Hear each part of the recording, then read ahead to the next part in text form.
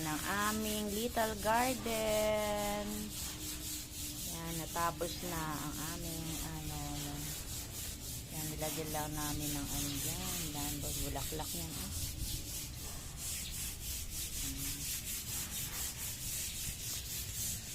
Namamatay siya kasi not enough space daw. Na? I-delete? Yung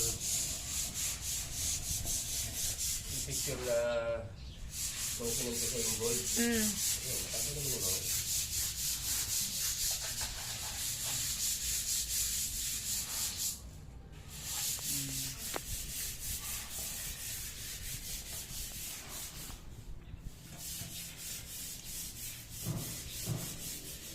Madulas yung na yan ng pagka may sabon pag dandahan ikaw.